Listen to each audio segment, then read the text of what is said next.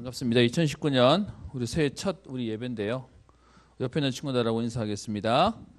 당신은 세계 살릴 렘넌트입니다. 한 번 더 인사합시다. 확실하게 말해줍시다. 1예배도 당신은 세계 살릴 렘넌트입니다. 하나님이 내 수준 말고요. 하나님의 수준으로 하시겠대요. 여러분 보세요. 서울대 다니고 성공한 사람만 되는 거라면 그러면 하나님 아니고도 할 수 있어요. 그런데 하나님이 하시는 방법이 뭐죠? 성공자들이 못하는 그 응답을 누릴 수 있도록 약한 자를 들어서 하나님 쓰시는 거예요.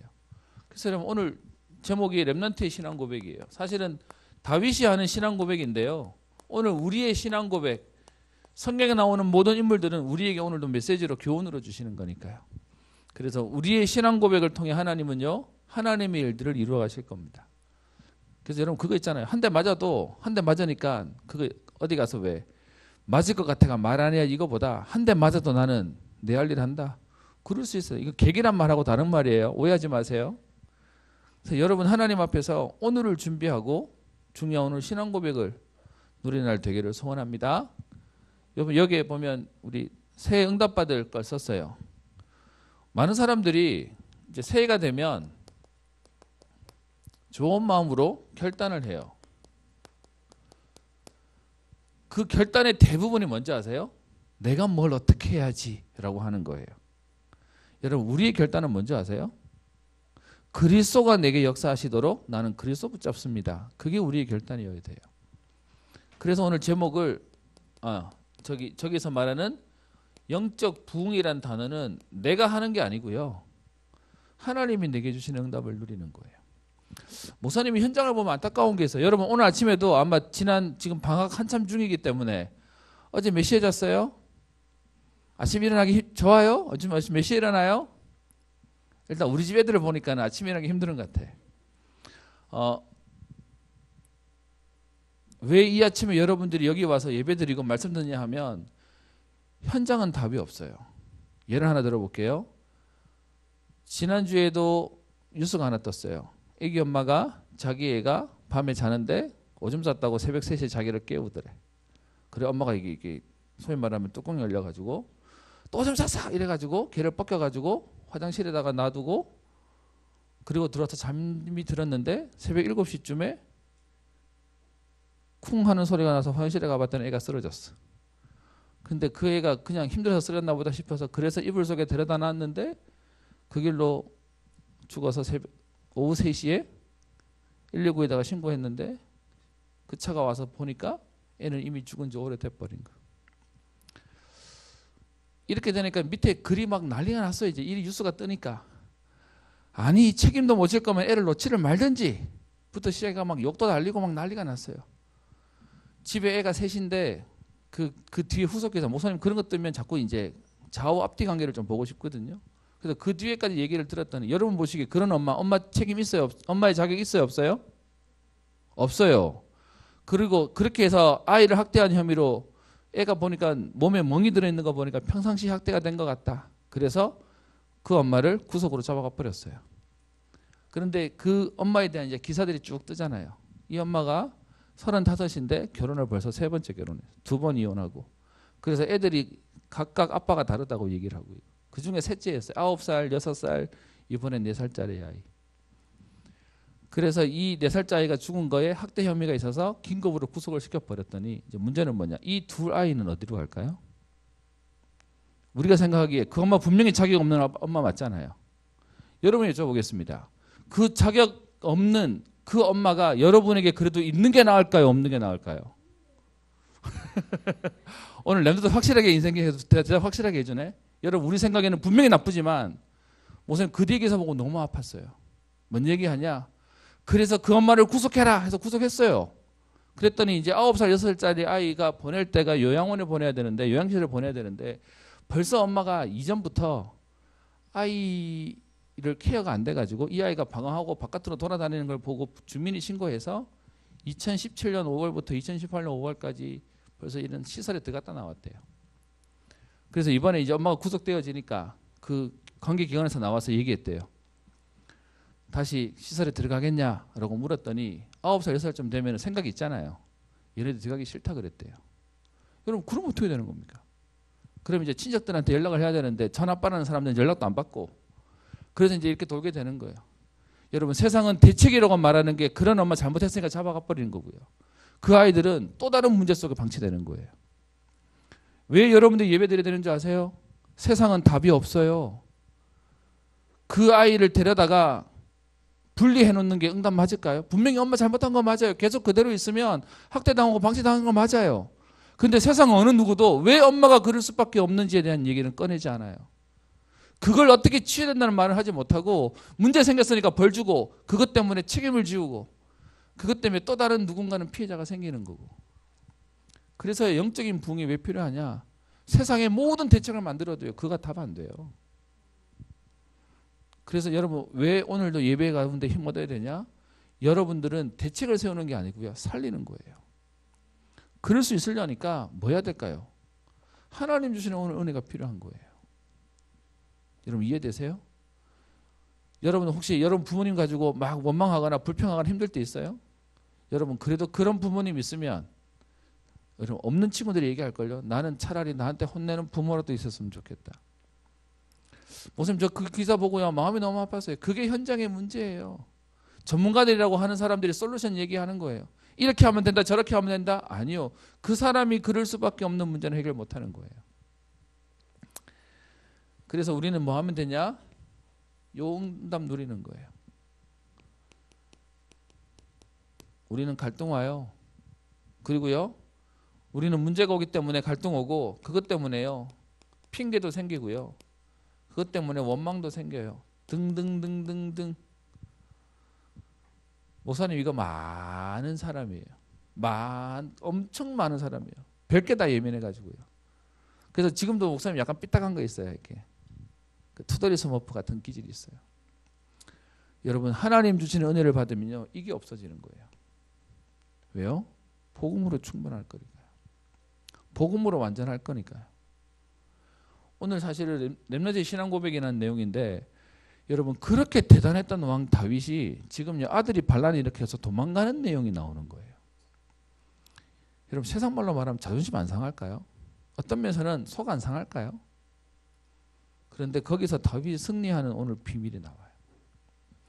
그래서 오늘 여기 할 얘기 좀 있는데 오늘 이 본문에서 얘기하고 이런 봤으면 좋겠습니다. 그래서 그 영적 부흥은 내가 해라 이 말이 아니고요.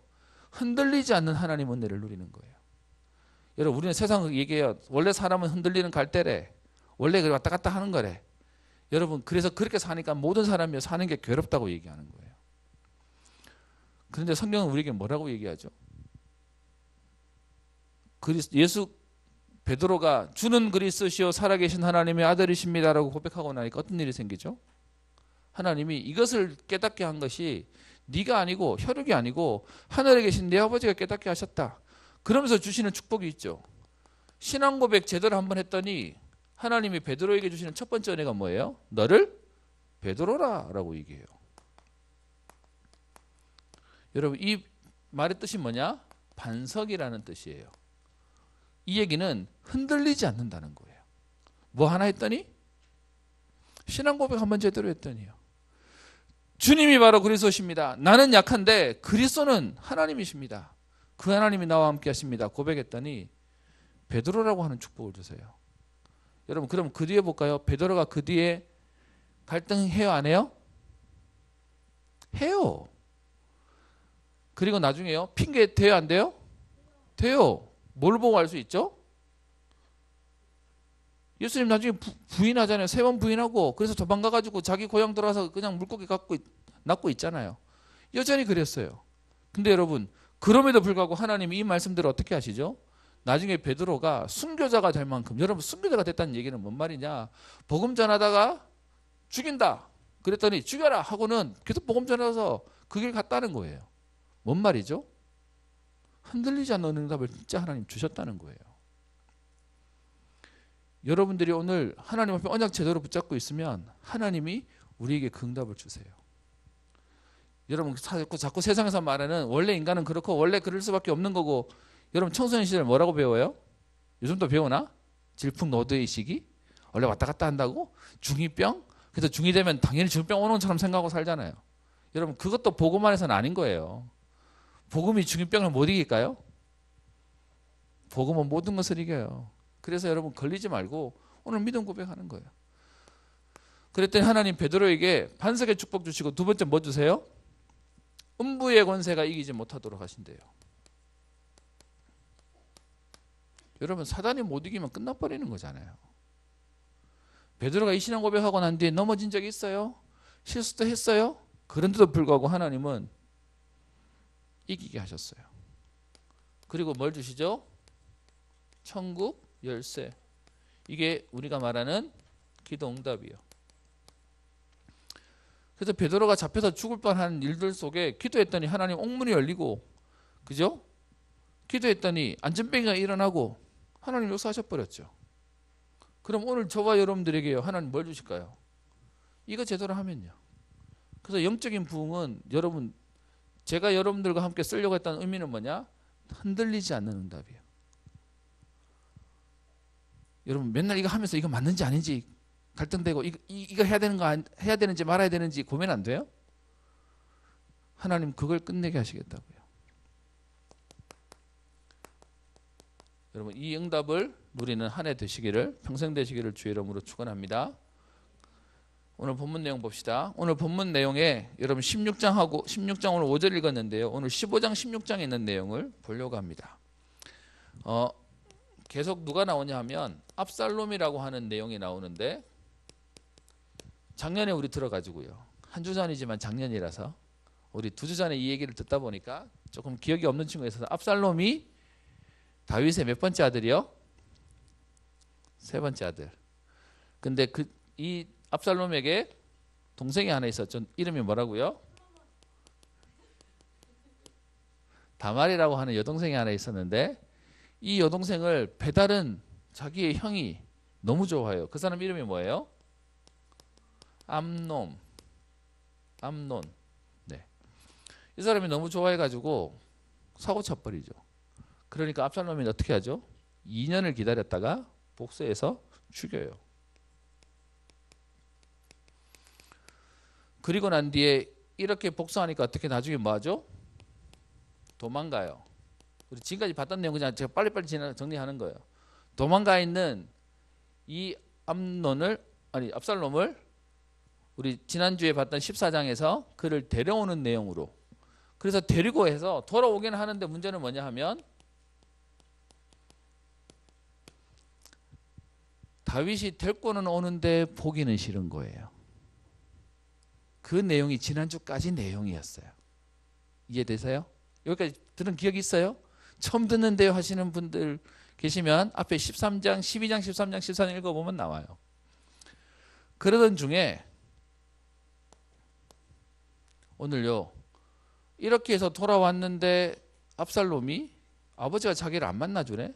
돌아오는 용서를 해줬지만 문제는요, 만나주질 않으니까 압살롬이 그때부터 계략을 꾸며요. 여러분 머리가 좋은 건, 머리가 나쁜 거에 비해서 복 받은 거예요, 안 받은 거예요?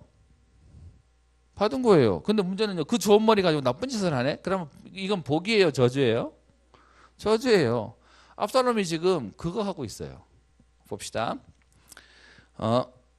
14장 25절에요. 그 앞에 24절 보면은 그 얘기 있죠. 왕이 그를 데리고 오라 해서 데리고 왔지만 자기 집으로 보내가지고요, 왕이 다시는 그의 얼굴을 보지 않은 상황이었어요. 그런데 25절에 온 이스라엘 가운데 압살롬 같이 아름다움으로 크게 칭찬받는 자가 없으니라고 얘기해요. 여러분 압살롬이라는 사람이 어떻다고요? 크게 칭찬받는 사람이래요. 여러분 우리는 생각해요. 이게 복이라고 생각해요. 그런데 그 크게 칭찬받는 이것 때문에 뭐하냐? 사고를 치네요. 저는 여러분에게 감히 얘기합니다. 여러분 기왕이면 못생긴 것보다 이쁜 게, 기왕이면 못생긴 것보다 잘생긴 게 좋은 거죠. 근데 문제는요, 내게 영적인 하나님 주시는 갈등하지 않아도 될 만큼의 비밀이 없으면 예쁘니까 남자들이 와서 계속 여러분들 유혹해. 반대로 남자 잘생겼는데 여자들이 와서 계속 여러분들하고 놀자 그래.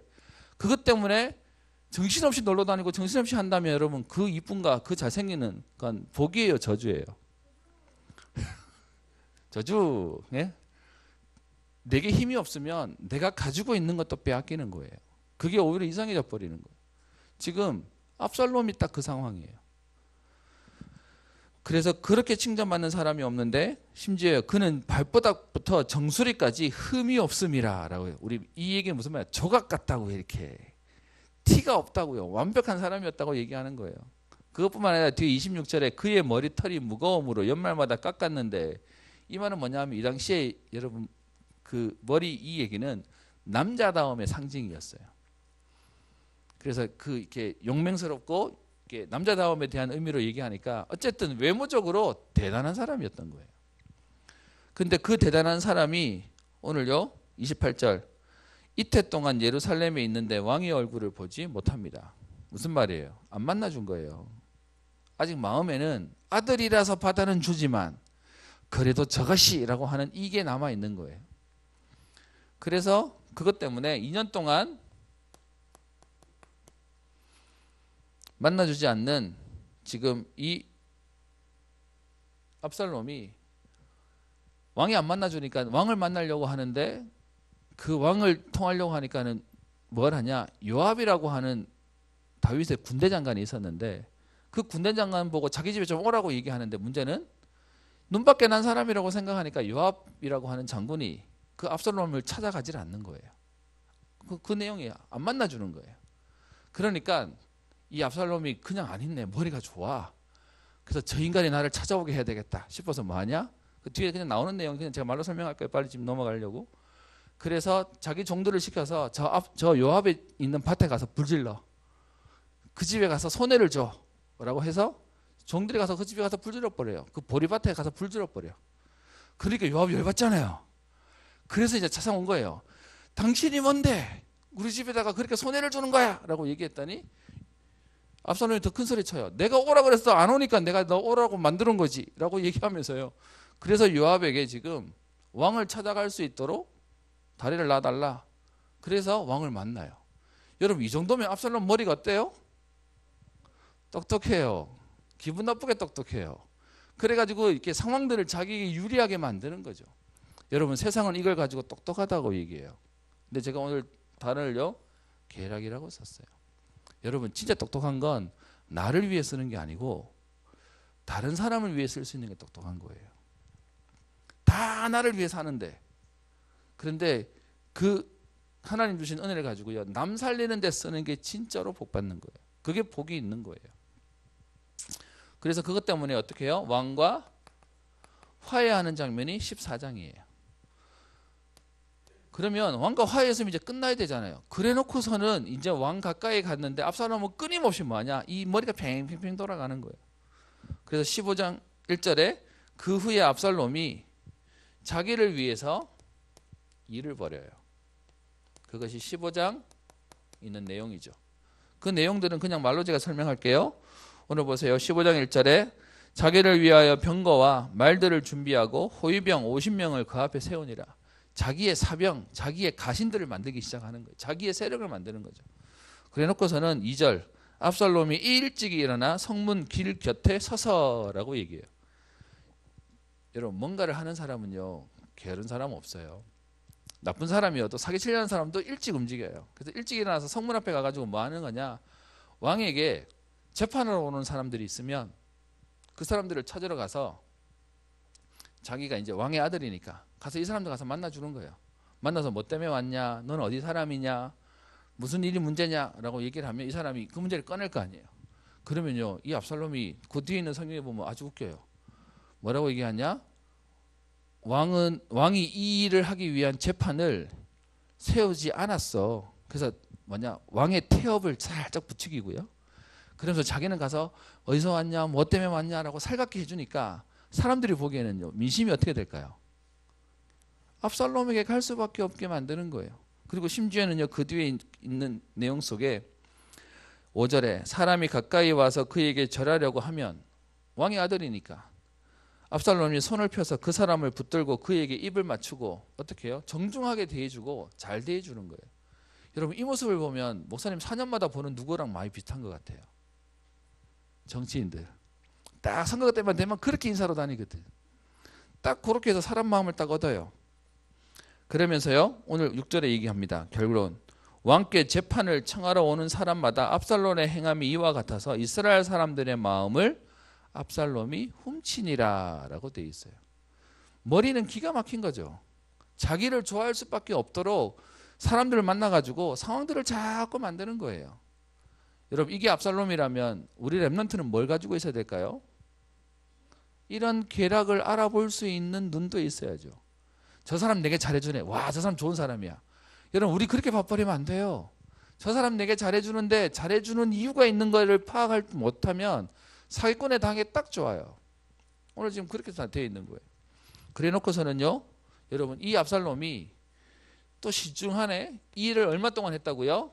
오늘 7절에 보시면 4년 만에, 그러니까 4년 동안 조용히 분위기를 현장상을 다 해놓은 거예요.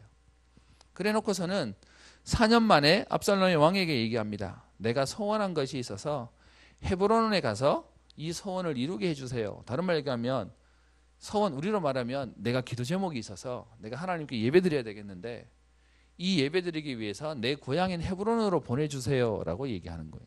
그러니까 다윗 입장에서는 하나님께 예배드린다고 얘기하고 자기가 지금 기도한다고 하니까 그래 가라고 보내준 거예요. 근데 뒤에 보면 압살롬은 이게 뭐냐? 계략이었어요.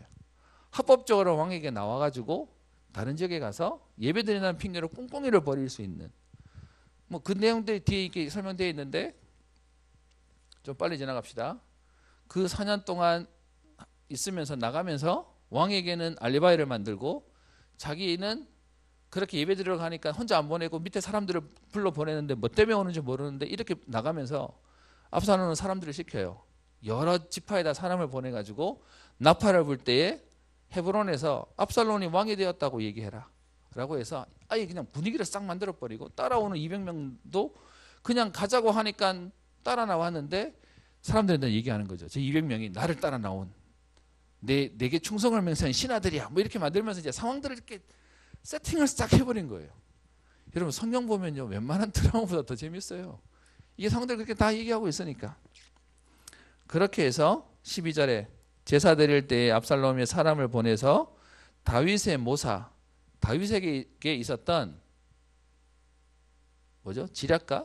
다윗을 도와줬던 참모 아히도벨도 그에게로 와서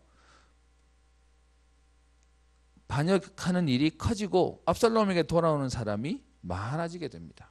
그게 지금 현장에 제대로 반역을 모의하는 거예요.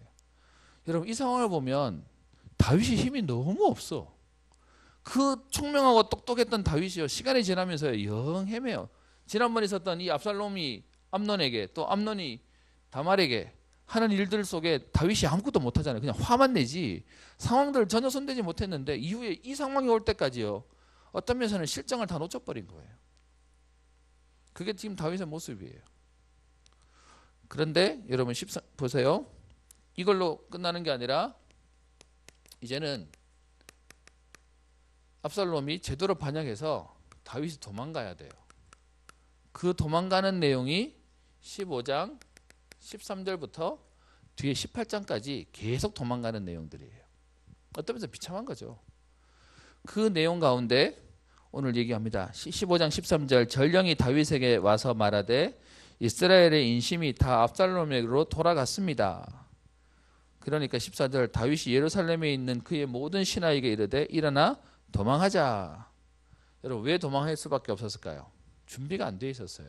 정신없이 지금 도망가야 되는 거예요. 뭘 싸워야 되는데 이미 세력은 어마어마하니까. 어떤 학자들은 설명해요. 다윗이 원래 싸움에 능하기 때문에 압살롬이랑 싸워서 이길 수 있대요.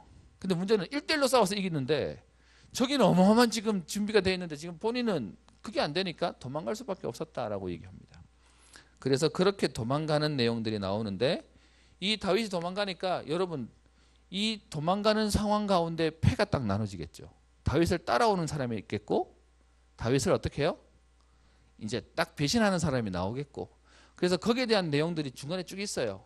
목사님 정리했는데 여러분 별로 그 관심 없어서 그냥 진행할게요. 그리고 안 중요하니까 그래서 뭐하냐? 다윗을 따르는 무리가 있고요. 오늘 여러분과 보려고 하는 건 다윗의 반대편에 서서 다윗을 저주하는 무리가 생겨요. 그 저주하는 무리 가운데 오늘 여러분들에게 보여주려고 하는 내용이 16장에 있는 내용이에요.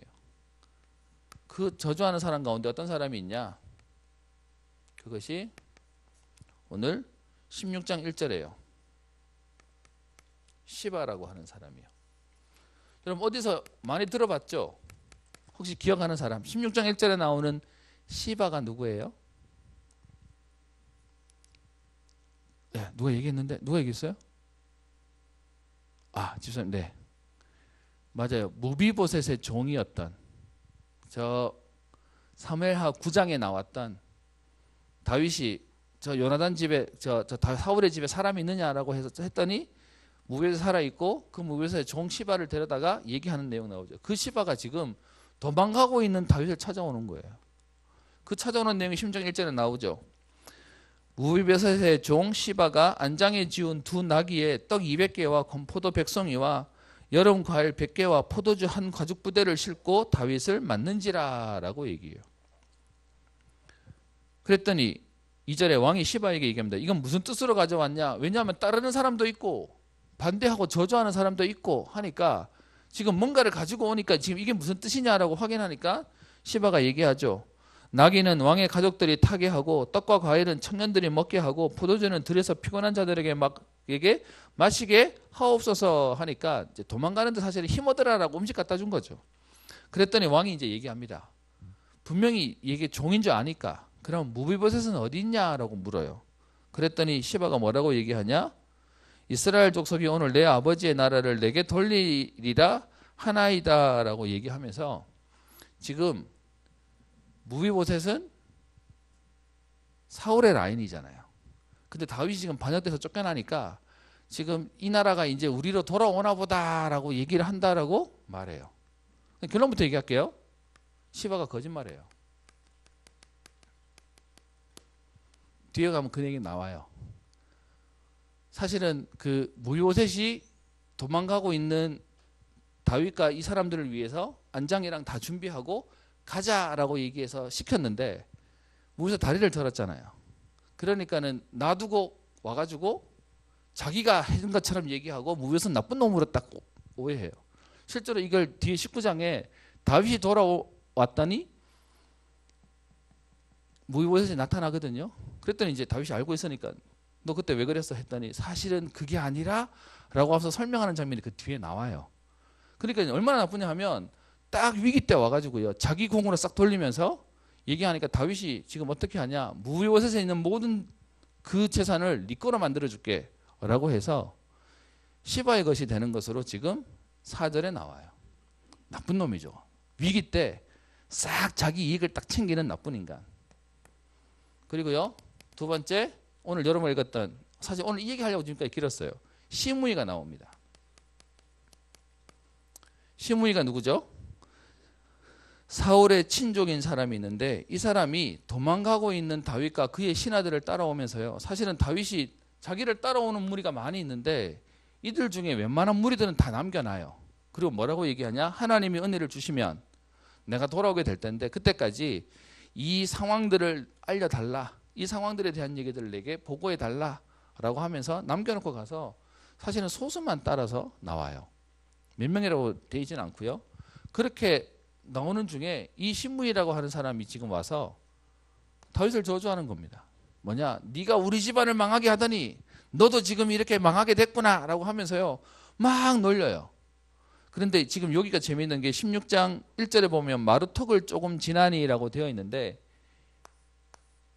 여기가 물, 계곡이에요. 계곡.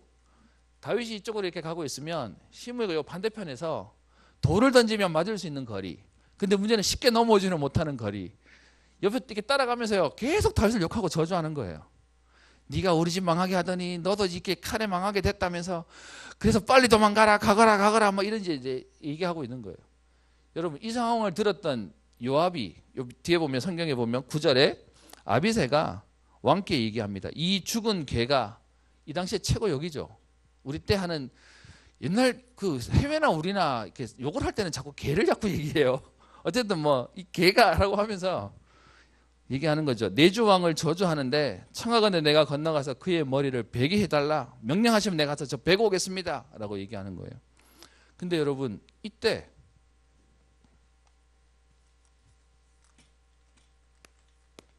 시므이가 저주하는 내용이 나오는데요.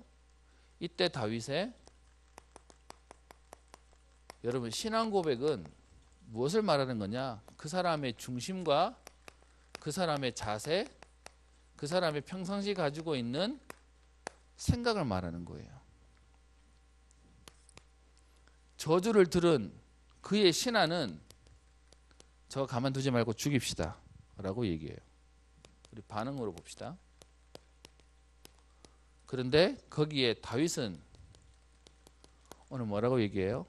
저 같으면 저 욕하는데 내 신하가 와서 저 가서 한 대 때리고 오겠습니다. 내 저 입 다물게 하겠습니다 하면 가서 제대로 밟아주고 와라 그랬을 텐데 다윗은 그렇게 얘기 안 해요. 오늘 봅시다. 10절 같이 읽어볼까요? 16장 10절 시작. 왕이 이르되 수르야의 아들들아 내가 너희와 무슨 상관이 있느냐? 그가 저주하는 것은 여호와께서 그에게 다윗을 저주하라 하심이니 내가 어찌 그리하느냐 할 자가 누구겠느냐 하고. 말이 좀 어렵죠. 이 말이 무슨 말이냐면 저 사람이 지금 나를 욕하는 거지 너를 욕하는 거 아니지 않냐. 그게 니랑 무슨 상관이 있냐.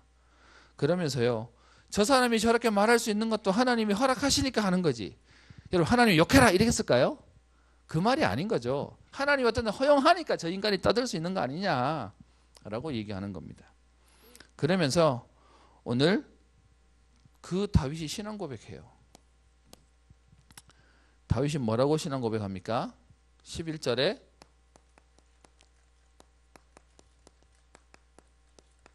내버려 두래요. 여러분 문제를 만났는데 해결하려고 안 하고 다윗이 오늘 뭐 하죠? 많은 사람들이 가지고 있는 게 있어요. 문제를 만나면 내가 해결하려고 그래요. 그런데 오늘 성경에 보면 다윗은 뭐 하냐? 문제 속에 신앙 고백해요. 하나님 앞에 복음 누려요. 그래서 하는 말이 오늘 11절에 다윗이 아비새와 모든 신하들에게 이르되 내 몸에서 난 아들도 내 생명을 해하려고 하는데 하물며 이 베냐민 사람이라 이 사울의 집안 사람이면 오죽하겠냐. 왜냐하면 다윗 때문에 자기 집안이 무너졌다고 생각하니까. 그러니까 여호와께서 그에게 명령하신 것이니 그가 저주하게 내버려 두라.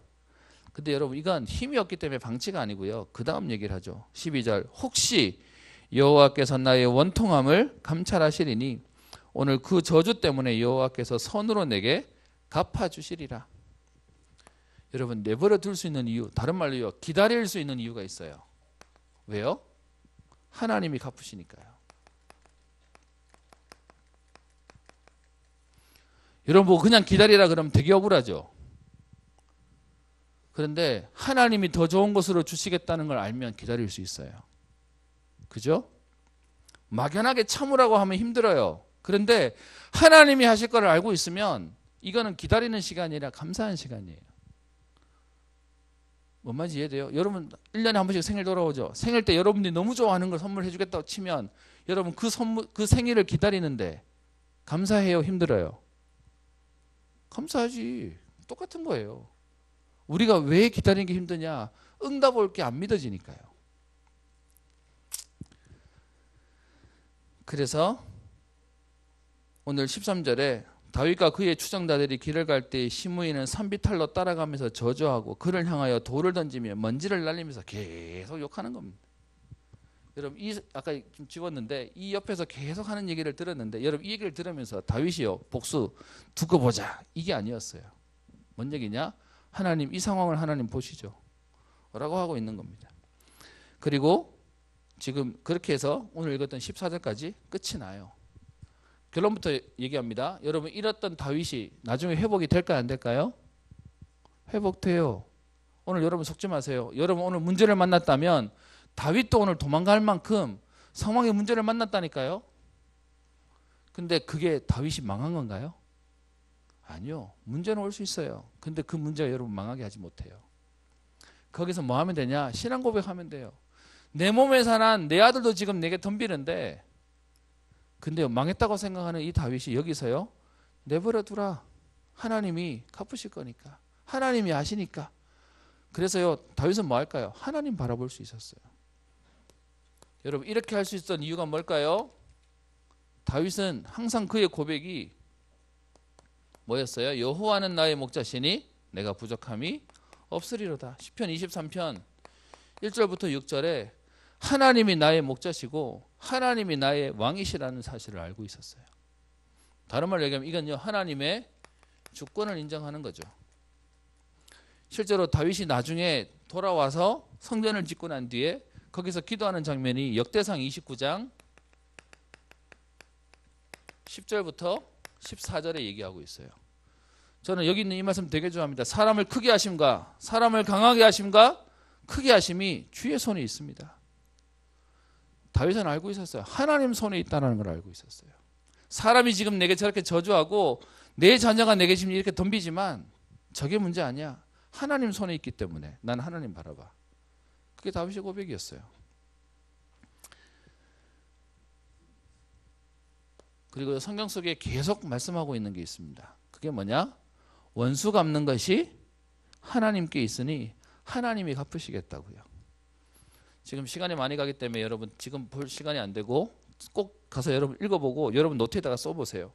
신명기 32장 39절에 그리고 히브리서 11장 10장 30절에 얘기하고 있는데요. 신명기 32장에 있는 이 말씀을 히브리 10장에서 또 인용하고 있어요. 신명기 32장에 이렇게 표현합니다. 이제 나 곧 내가 그인 줄 알라. 나 외에는 신이 없도다. 나는 죽이기도 하며 살리기도 하며 상하게도 하며 낫게도 하나니 내 손에서 능히 빼앗을 자가 없도다. 히브리서 10장 30절에 원수 갚는 것이 내게 있으니 내가 갚으리라. 로마서 12장에도 똑같이 얘기하고 있습니다. 로마서 12장 19절부터 21절까지 원수 갚는 것이 내게 있다고 얘기했으니까 우리가 하지 마라. 그러면서요 마지막 부탁하는 게 있죠. 악에게 지지 말고 선으로 악을 이기라. 같이 싸워가지고 막 여러분 세상에 나오는 TV는요 당한 만큼 복수해주고 몇 배로 갚아주라고 얘기하는 게 세상의 얘기예요. 여러분 그러면요 계속 끊임없는 복수전이 일어나는 거예요. 그거 가지고 해결 안 돼요.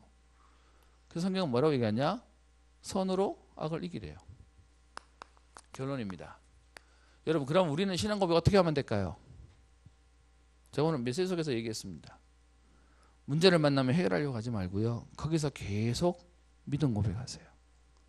무슨 고백하면 되냐? 주는 그리스도시요 살아계신 하나님의 아들이십니다.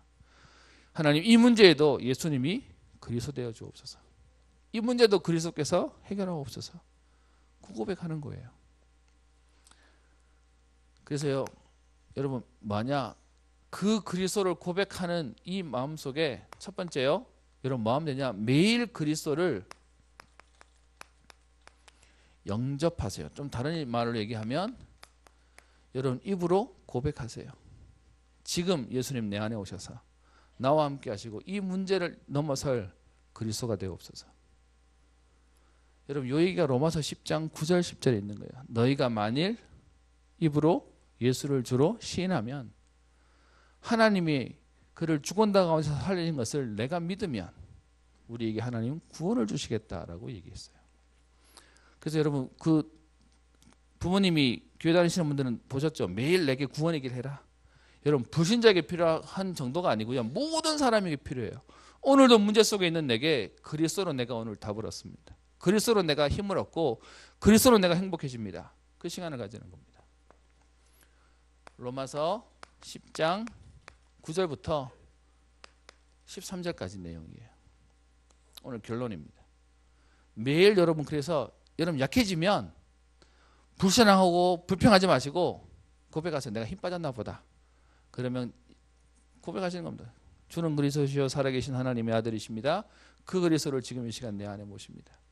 내 안에 오셔서 내 생각, 마음, 오장육부 성령으로 충만케 하옵소서. 흔들리고 갈등하지 않을 성령의 충만함을 내게 주옵소서. 사람들의 말에 내가 신경 쓰이지 않을 만큼 하나님 결론난 인생에 답을 얻게 하옵소서. 그러면 되는 거예요. 그런데 하나님이요, 이 고백만 했더니 하나님 어떤 응답을 주시는지 아세요? 뒤에 11절 12절에 이렇게 얘기합니다. 그리스도로 시인하고 고백하는 자에게 하나님은 부끄러움을 당하지 않게 하시겠다. 여러분, 그러면 되는 거죠. 부끄럽지 않도록 하나님 만드시겠대요. 하나님 주시는 응답. 두 번째는요, 그 그리스도를 매일 입으로 시인하고 고백하는 자에게 하나님은요, 부요하게 하시겠다고요. 이 말이 무슨 말이죠? 그리스도로 충분하고 완전하고 모든 것 되게 하시겠다고요. 하나님 이 응답을 우리에게 주시겠답니다. 제가 서론을 좀 줄이긴 해야 되겠네요. 너무 길어져서 죄송합니다. 렘넌트의 신앙 고백. 여러분, 현장에서 복음으로 또 승리하시고 힘을 얻는 응답의 인생 되시기를 주의 이름으로 축원합니다. 살아계신 하나님 아버지, 새롭게 시작하는 한 해 우리의 예틀을 깨고 새 틀을 갖추며 하나님 문제 당할 때 불평과 핑계와 원망과 불신앙하지 않게 하시고 우리에게 신앙 고백을 통하여 날마다 승리케 되어지는 하나님 자녀, 또 세상을 살리는 전도자의 걸음 되게 하옵소서. 감사드리며 예수님 이름으로 기도합니다. 아멘.